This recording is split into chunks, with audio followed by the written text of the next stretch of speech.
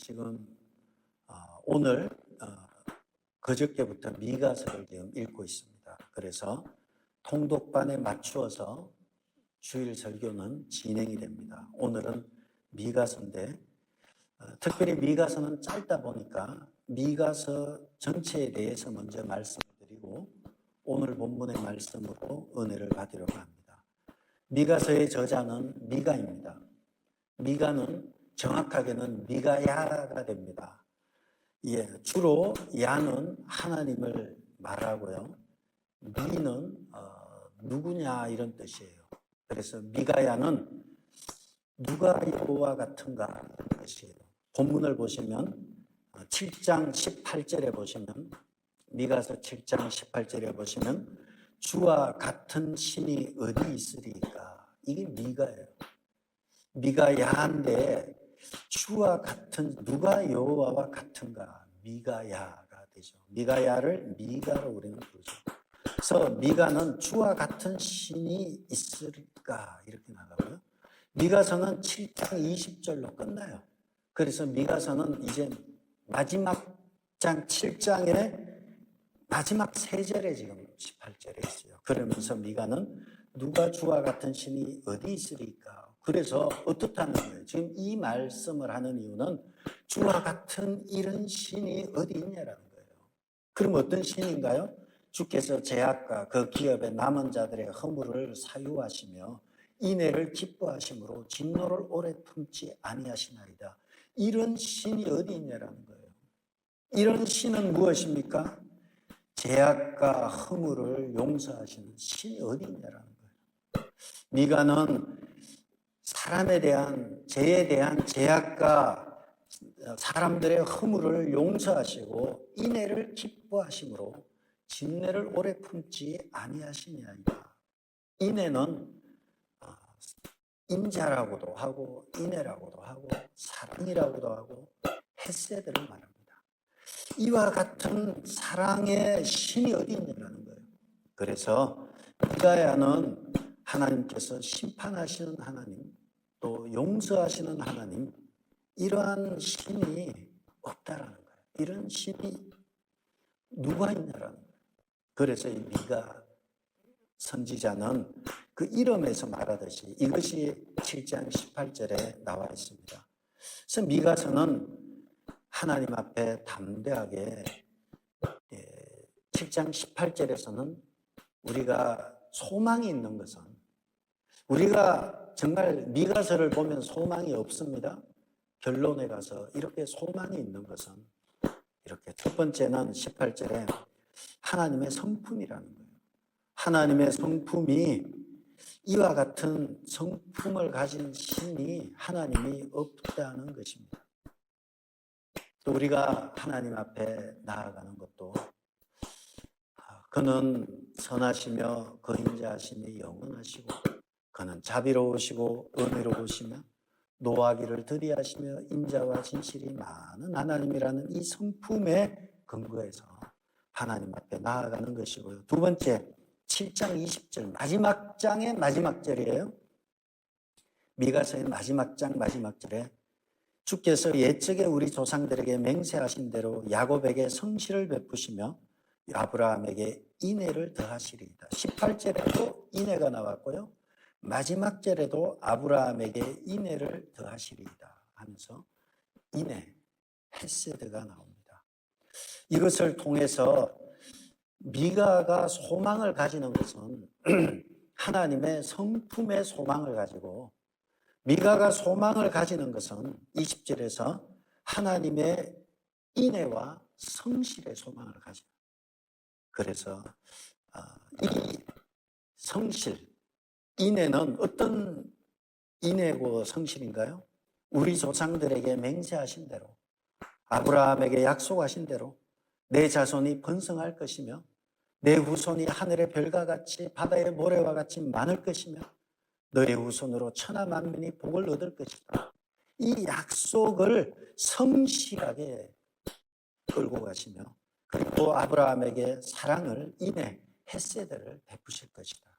그러기 때문에 미가는 말하기를 지금은 암담하고 지금은 암울하고 지금은 너무 어렵지만 우리에게는 소망이 있다는 거예요. 그 소망의 근거가 하나님의 성품에 있고 그리고 하나님의 약속을 성실하게 이루신다는 데 있다는 거죠. 이 두 단어는 굉장히 중요합니다. 인해는 우리가 새벽 예배 때 말하는 대로 헤세드가 되죠. 헤세드는 그냥 사랑이 아니라 unfailing love, 실패함이 없는 사랑. 그리고 거기만 있는 것이 아니라 언약적인 사랑, 약속을 반드시 지키는 사랑. 그래서 하나님께서는 자기의 독생자를 바치면서까지 약속을 지키는 성실함에 기초한 하나님의 있기 때문에 지금 우리 민족의 현실이 아무리 어려워도 소망이 있다는 것입니다. 그러면서 미가야 하고 싶은 얘기는 이것이죠. 하나님께서 이스라엘을 복의 근원으로 삼기 위해서는 이스라엘이 먼저 신실해야 된다는 거예요. 너는 복이 근원이 되고 복이라고 하는데 엉망인 거예요. 그러면 고쳐야 된다는 거예요. 그래서 하나님께서 먼저 열방에 복이 되게 하기 위해서 이스라엘을 고칠 것이고, 그래서 미가서에는 심판의 메시지가 등장하게 됩니다. 그렇기 때문에 심판은 절망이 아니라 소망이 됩니다. 심판은 소망의 메시지가 됩니다. 그래서 고난이라는 것은 절망이 아니에요. 고난은 소망의 메시지가 되는 것입니다. 미가는 계속해서 이 전체적인 얘기 속에서 하는 얘기가 이러한 하나님의 헤세드, 언약적인 사랑과 언약에 근거한 성실함, 이러한 것이 인간의 죄악보다 강하다는 거예요. 인간이 죄가 아무리 강하다고 해도 하나님의 언약적인 사랑, 인자가 훨씬 강하기 때문에 죽음보다도 강한 사랑으로 너희들을 결국은 다시 돌아오게 하겠다. 이것이 미가서의 얘기가 됩니다. 그러나 미가서는 이런 소망의 메시지만 있는 건 아니에요. 이렇게 소망을 주기 위해서는 먼저는 두드려 패겠다, 이런 메시지가 미가서에 있습니다.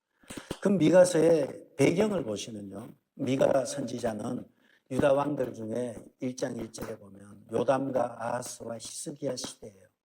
이제 서서히 역사가 격변기로 빠져들어가는 시기입니다. 이사야와 동시대 인물이 미가와 동시대 인물이 이사야예요. 이사야 선지자와 미가 선지자가 동시대 인물이에요. 그런데 미가 선지자는 예루살렘에서 40km 떨어진 모레셋이라는 시골 출신이고요. 그리고 미가서에는 부모에 대한 얘기가 없어요. 누구의 아들 이런 거 없어요. 그래서 시골 서민을 위한 사역을 하게 되고, 이사야 선지자는 귀족과 왕족이라는 설이 있고요. 그래서 그의 사역은 주로 수도권의 귀족층과 왕족에 대한 사역을 하게 되죠. 사역이 달라요. 미가와 이사야의 사역이 달라요. 그러나 둘 다 공통적으로 예언한 것은 아수르의 침략을 예언하고 북이스라엘은 아수르에 의해서 망하는 것을 목도하게 되고요. 그리고 그들이 예루살렘을 치고 들어올 것이고, 그러나 예루살렘은 멸망하지 않는다는 것을 예언하고, 그렇지만 마침내 바벨론에 의해서 망할 것을 예언하게 됩니다. 이사야와 미가는 동시되고 이런 메시지를 똑같이 외칩니다. 그리고 이 두 사람의 공통점은 예배가 너무 형식적으로 종교적인 의식으로 전락되었다고 신랄하게 비판하고 있습니다. 지금 서서히 이스라엘 백성은 망해버렸고요. 북이스라엘은 망해버렸고요. 남유다는 망조의 길로 서서히 가고 있을 때 하나님은 선지자들을 통해서 국제정세를 다루시는 거예요. 얘들을 심판하시겠다는 거예요. 심판이 사랑이에요. 그래서 미가가 활동한 시기는 국제정세가 불안하고 사회가 혼란스러웠고요. 당연히 계층 간의 분열이 일어나고 도덕적인 부패와 또 소위 말해서 오늘날로 말하면 시장 경제가 불의로 가득 차게 되고, 폭력과 거짓의 얘기는 선지서에 계속 나오잖아요. 거짓이 난무하고 우상 숭배와 이러한 일들이 많이 나타나게 되고요. 그러나 다 나타나도 상관없고 뭐 그렇다 쳐도 주의 깊게 봐야 될 것은 종교 지도자들은 어떻게 행동하는가를 보았을 때 많은 재물을 드리기만 하면 재용서함을 돈을 받고 해주는 이런 종교인들, 종교 지도자들이 등장하게 되는 것입니다. 어떻게 보면 정치인이 되죠. 종교 정치를 하면서 이러한 돈을 받고 뇌물을 받고 이런 일들이 비일비재하게 나타나면서 이제는 하나님의 심판 앞으로 서서히 역사는 막 몰아가고 있어요. 아수르가 등장해서 732년 북이스라엘을 치고요. 722년 이스라엘을 치고요. 그리고 이제 예루살렘을 포위하기까지 다다랐어요. 예루살렘은 백척간두에 있을 때 히스기야 왕이 하나님 앞에 나가서 함으로 아수르 사네립의 군대가 물러나는 일을 우리는 이미 알고 있습니다. 미가가 활동했던 시대는 이렇게 굉장히 막 선지자들도 막 등장하기 시작을 해요. 선지자들 이사야 등장했죠. 미가 등장했죠. 이제 조금만 있으면 다니엘 나오고요. 에스겔 나오고요. 예레미야 선지자도 나오기 시작을 해요. 선지자들이 대거 등장하면서 돌아오라는 거예요. 여호와께로 돌아오라는 회개 메시지를 외치는 것이 미가입니다. 그러나 이러한 현실에서 하나님의 답답함은 이루 말할 수가 없는 거예요.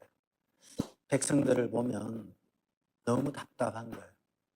하나님의 나라 신정국가를 건설하려고 했는데 신정국가가 아니라 세속국가가 돼버려가지고 그냥 엉망으로 끌고 가는 이 모습을 보면서 하나님은 답답한 가운데 지금 변론을 하고 있어요. 미가하고 같이 변론을 하고 있어요. 내가 지금 얘기를 좀 해야 되겠다. 6장이죠. 이제 7장이면 끝납니다. 6장에서 오늘 우리가 이제 6장을 보는데요. 6장에서 미가에게 하나님께서 하시는 말씀이 1절에 보시면 너는 여호와의 말씀을 들을지어다. 너는 일어나서 산을 향하여 변론하여 작은 산들이 내 목소리를 듣게 하라 하셨나니 너는 여호와의 말씀을 들으라. 하나님께서 말씀하신 거예요. 나하고 얘기 좀 하세요. 도대체 너는 일어나서 산을 향하여 변론하고 작은 산들이 내 목소리를 듣게 하라. 아무도 없는데 산들에게 외치는 거예요. 설교를 하는데 교인이 없어요. 근데 산에 올라가서 바위들에게 돌들을 향해서 외치듯이 좀 외치라는 거예요. 변론하자는 거예요. 내가 지금 할 얘기가 있다는 거예요. 그러면서 산을 향해서 작은 산을 향해서 너의 목소리를 외쳐보라는 거예요. 우리가 이 말은 어디에 또 있나요? 우리가 이미 보았지만 새벽에 이사야 1장 2절과 3절에 보면 이사야와 미가는 동시대 선지자예요. 선지자 이사야는 말합니다. 하늘이여 들으라. 땅이여 귀를 기울이라. 여호와께서 말씀하시기를 내가 자식을 양육했는데 그들이 나를 거역하였다. 하늘이여 듣고 땅이여 귀를 기울이라. 내가 새끼를 키웠는데 이거는 망나니를 키웠다. 이거 도저히 자식을 양육했는데 나를 거역했다. 2절 3절에서는 소는 나귀 임자를 알고 나귀는 구유를 아는데 이스라엘 백성은 알지 못하고 내 백성은 깨닫지 못한다. 미가의 마음과 이사야의 마음이 하나님의 마음이었어요. 하나님께서 자연 미물을 동원하셔서 도대체 이 백성은 자식을 양육했는데 알지 못한다. 이스라엘과 내 백성은 알지도 못하고 깨닫지 못한다. 이렇게 말씀하시면서 2절에 미가서 6장 2절에 너희 산들과 땅의 견고한 지대들아 너희는 여호와의 변론을 들으라. 여호와께서 자기 백성과 변론하시며 이스라엘과 변론하실 것이라. 변론을 들으라. 변론하시며 변론하실 것이다. 자기 백성과 변론하고 이스라엘과 변론하고 변론한다는 거예요. 내 말을 좀 들어보라는 거예요. 내가 뭘 그렇게 잘못했냐라는 거예요. 내가 너들한테 도대체 뭘 그렇게 잘못했냐. 3절에 이르시기를 내 백성아 내가 무엇을 너에게 행하였으며 무슨 일로 너를 괴롭게 하였느냐. 너는 내게 증언해라. 말 좀 해봐라. 내가 뭘 그렇게 잘못했냐. 내가 4절에 내가 너를 애굽에서 인도하여 내어 너 종살이 하던 거 끄집어내어서 속량하였다. 자유함을 주었고 모세와 아론과 미리암을 보내서 너희들을 인도하였다. 내가 너희를 종살이에서 자유인민 만들어줬는데 내가 뭘 그렇게 잘못했냐. 너 자세히 들어봐.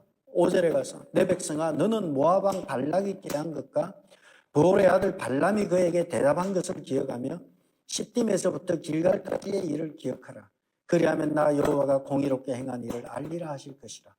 내가 출애굽했지 광야에서 너희들을 인도했지 뿐만 아니라 모압 왕 발락과 발람과 시딤에서 길갈까지 가나안에 입성할 때까지 요단강을 건널 때까지 저 모든 전 과정을 내가 다 너희를 위해서 출애굽시키고 인도했는데 도대체 얘기 좀 해봐. 내가 뭘 그렇게 잘못했길래 너희는 나를 그렇게 떠나냐.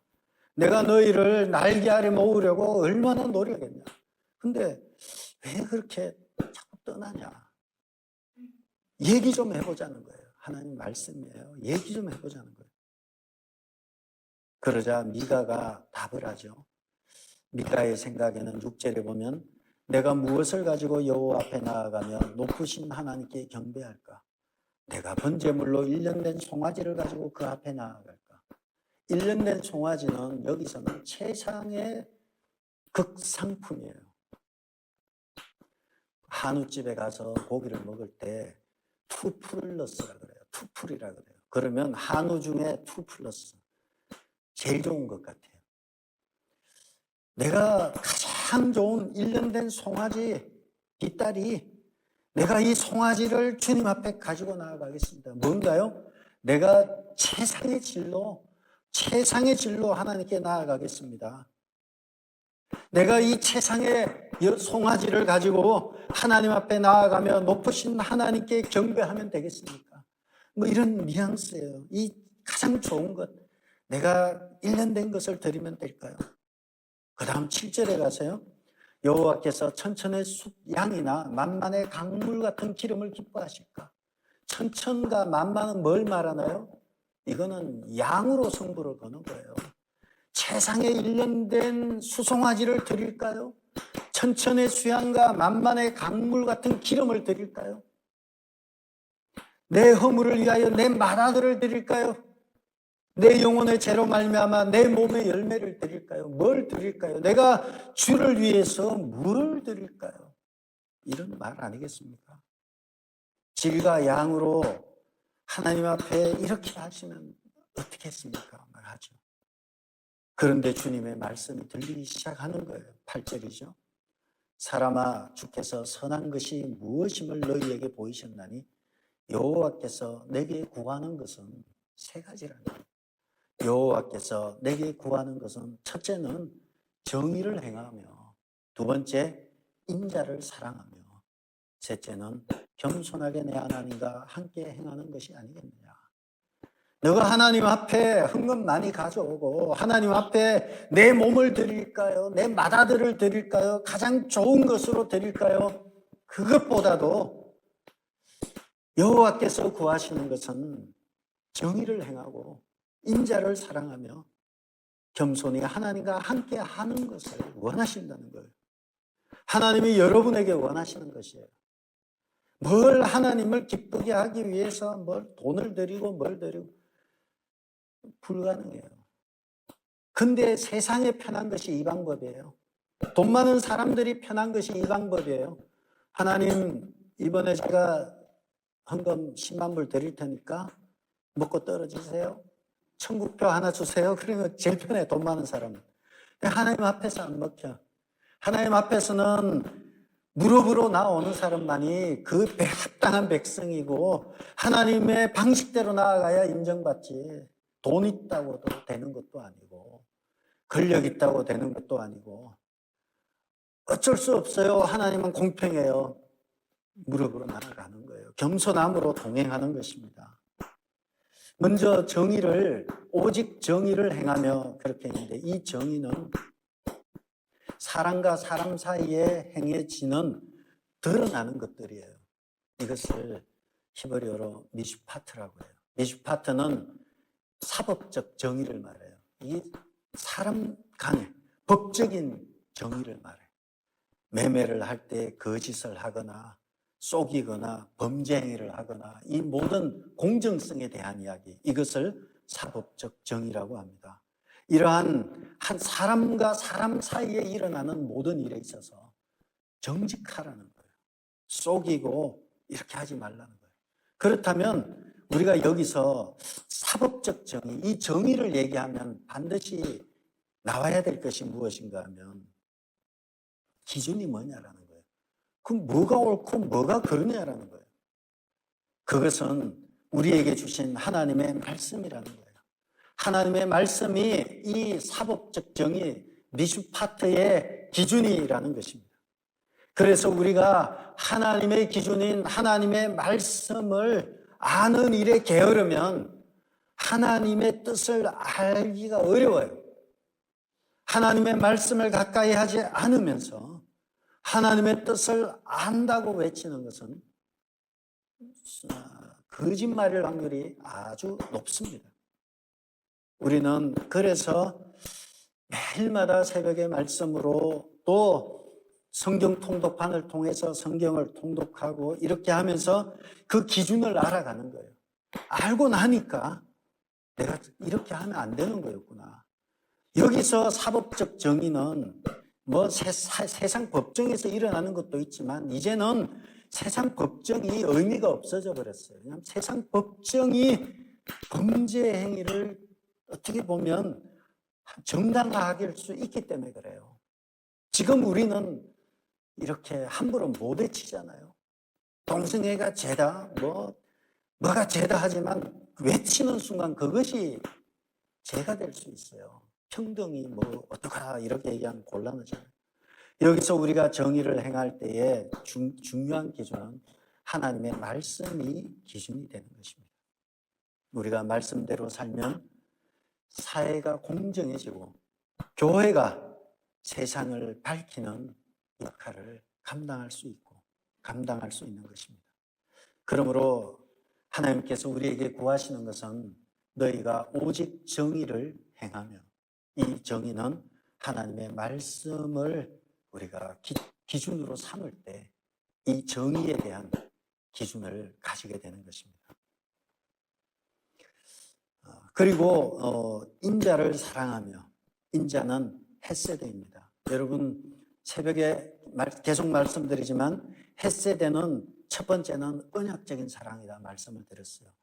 약속을 지키는 사랑, 약속을 지키는 사랑이 언약적인 사랑이고, 두 번째 헤세드는 변함이 없고 실패함이 없는 사랑을 헤세드라 했습니다.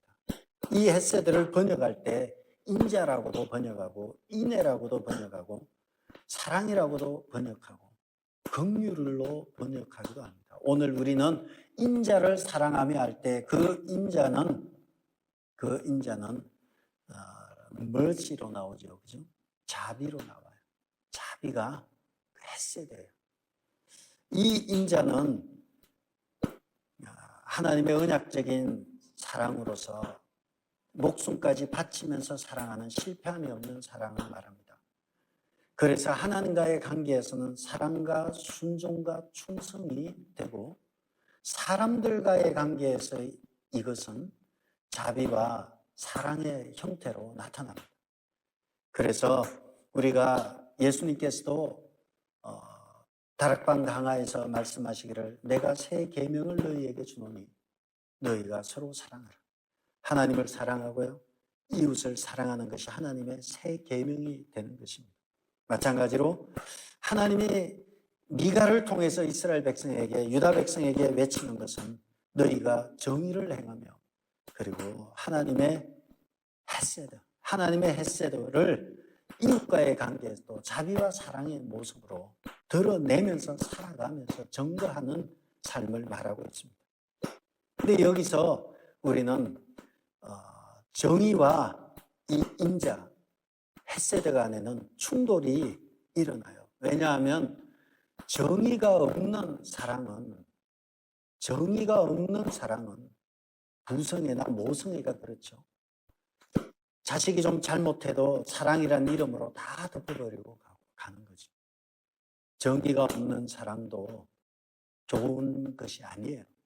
그런데 정의가 없는 사랑보다 더 나쁜 것은 사랑이 없는 정의라고 합니다. 사랑이 없는 정의는 정의를 외치지만 너무 싸늘한 거예요. 말은 맞는데 얼마나 상처가 되는지 몰라요. 틀린 말은 아닌데, 그 말이 틀린 말은 아닌데 사람에게는 큰 상처를 주는 거죠. 정의 없는 사랑이 차라리 더 나아요. 그냥 모성애적 사랑으로 부모가 자식을 사랑하는 게 차라리 낫죠. 사랑 없는 정의는 더 악랄하고 더 나빠요. 정의가 무엇입니까? 만들면 되는 게 정의예요. 세상의 정의는 그래요. 법이라는 것은 만들면 되는 거예요. 그게 뭐 어려워요. 만들어서 조지면 되는 거예요. 이것이 더 나쁜 거예요. 그런데 사랑과 정의는 하나 되기가 어려운데 이 사랑과 정의가 역사 속에서 유일하게 한번 만나게 돼요. 그곳이 바로 십자가 사건이에요. 그곳에서는 인간을 향한 하나님의 사랑과 죄에 대한 하나님의 엄정한 정의의 심판이 만난 곳이 십자가예요. 십자가에서는 인간을 향한 극진한 사랑이 있고 한편으로 제 모든 인류의 죄를 다 감당하는 정의가, 공의가 거기에 있었던 것입니다. 그러므로 우리는 지금 미가가 말하는 것은 너희는 정의를 행하고 인자를 사랑하라는 거예요. 이 세상을 살리는 것이 하나님의 목적이에요. 이스라엘 백성을 살리는 것이 목적이 아니라 이스라엘 백성을 통해서 열방과 만민 가운데 가서 온 땅으로 말미암아 모든 민족으로 말미암아 복을 받게 하는 하나님의 나라를 이루는 것이 하나님의 뜻이에요. 세 번째, 하나님께서 이스라엘 백성에게 요구하는 것은 겸손함이죠. 겸손하게 내 하나님과 함께 행하는 것이 아니냐. 겸손하게 함께 행하는 건데 이걸 뭐라 그러나요? 8절 마지막에 보면 겸손하게 내 하나님과 함께 행하는 것이 아니냐. 그 밑에 보면 뭐라고 그러나요? 예? 거기 뭐예요? 동행이죠. 동행이에요. 겸손하게 하나님과 함께 걷는 거예요. 나 함께 걷고 싶다는 거예요. 자식과 함께 걷고 싶다는 거예요. 부모가 자식이 자꾸 와요. 와서 옆에 그냥 앉아있고 앉아서 놀아요. 딴 데가 놀아도 되는데 자식이 옆에 와서 자꾸 옆에 너 왜 여기 알짱거리고 있냐 그렇게 나는 엄마 아빠가 좋아요. 그래서 막 계속 옆에 있는 거예요. 하물며 강아지도 그래요. 개도 옆에 와서 그냥 깔짱대고 떠나지도 않고 있으면 사랑스러운데 하나님과 함께 가고 싶은 거예요. 하나님이 동행하고 싶은 거예요. 너 멋대로 사는 것이 아니라 나와 함께 가자는 거예요. 그 어떻게 해요? 겸손하게. 겸손하게는 무슨 뜻입니까? 하나님 없이는 아무것도 판단하지 않겠다는 거예요. 하나님과 없이는 아무것도 결정하지 않고 하나님을 하나님으로 인정하고 나는 피조물임을 인정하는 것이 겸손이에요. 자기 분수를 아는 것이 겸손이에요. 겸손한 척 하는 거하고요. 겸손한 거하고 다른 거예요. 지가요 그러면서 말하는 건 겸손한 척 하는 거예요. 지가요 그러는데 듣고 보면 얼마나 교만한지 몰라요. 차라리 내가요 그러면서 겸손한 게 나아요. 지가요 그러면서 듣고 보면 참 불편해요. 여러분 겸손은 분수를 아는 거예요. 하나님의 자리를 알고 내 자리를 알아요. 겸손하게 하나님과 동행하는 거예요. 그러면 이 겸손하게 말 속에는 하나님의 하나님 되신가, 내가 피조물 되니까 당연히 겸손한 삶은 기도하는 삶이에요. 내 분수를 알아요. 하늘에 계신 우리 아버지 하면서 하나님 앞에 기도하고요. 겸손히 나아가는 삶, 기도의 삶이 겸손이에요. 그래서 이 겸손의 결과 하나님과 동행하는 거예요. 하나님과 함께 하는 거예요. 내 혼자는 못 갑니다. 나는 내 혼자 못 갑니다. 나는 이 길 내 혼자 못 갑니다. 주님이 함께라면 가지만 저는 못 갑니다. 그러면서 막 겸손한 거예요. 사랑하는 사람이 함께 있는 것 얼마나, 우리 오늘 이성재 집사님 기도하는 중에 배우자에 대해서 기도하면서 사랑하는 사람과 함께하는 것, 그것이 얼마나 좋다 얘기하셨는데 그렇습니다. 사랑하는 사람이 동행하는 거 얼마나 기쁜가.